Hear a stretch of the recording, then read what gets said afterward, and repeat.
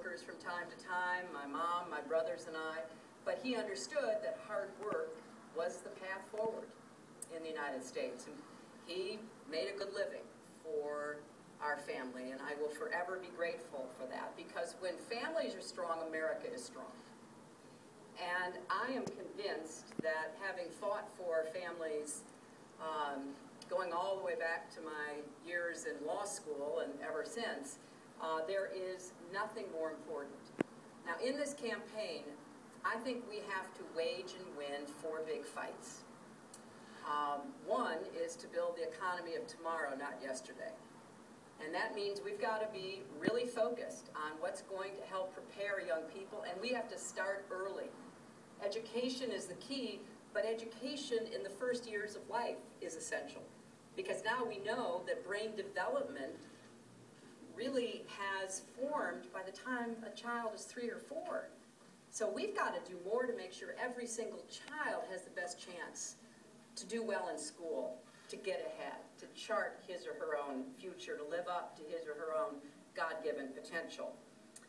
It's also essential that we strengthen families and communities, and that means we have to finally, once and for all, fix our immigration system. This is a family issue.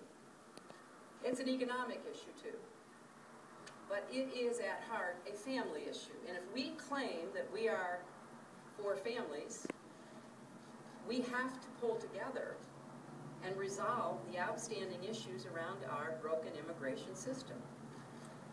The American people support comprehensive immigration reform, not just because it's the right thing to do, and it is, but because they know it strengthens families, strengthens our economy, and strengthens our country.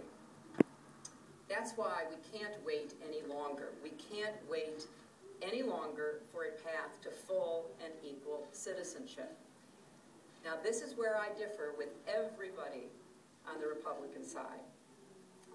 Make no mistakes. Today, not a single Republican candidate, announced or potential, is clearly and consistently supporting a path to citizenship. Not one.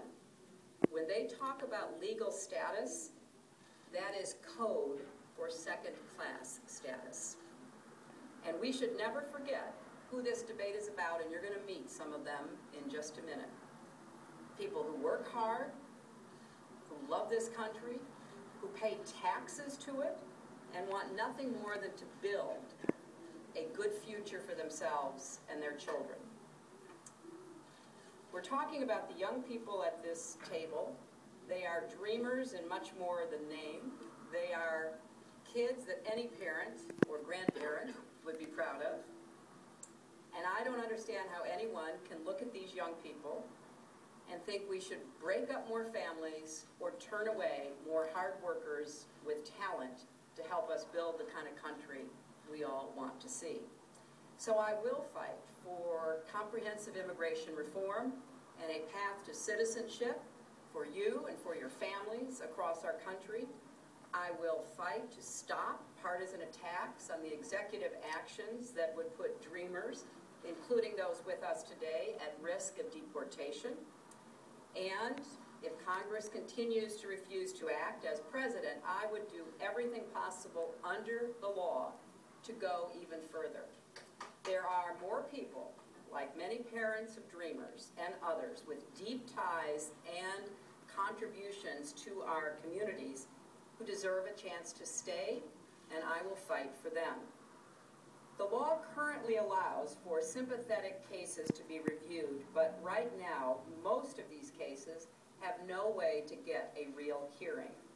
Therefore, we should put in place a simple, straightforward, accessible way for parents of dreamers and others with a history of service and contribution to their communities to make their case and to be eligible for the same deferred action as their children.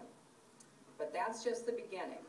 There's much more to do to expand and enhance protections for families and communities, to reform immigration enforcement and detention practices so they're more humane, more targeted, and more effective, and to keep building the pressure and support for comprehensive reform.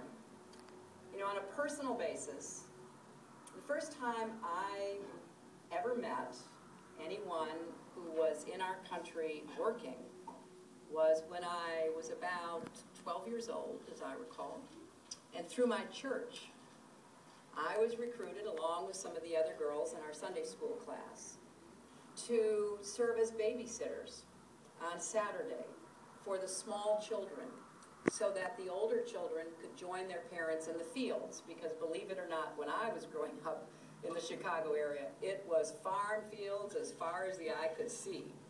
And the migrant, immigrant labor would come up through Texas, up through the Midwest, up to Chicago, then up to Michigan, and we were asked to try to help out.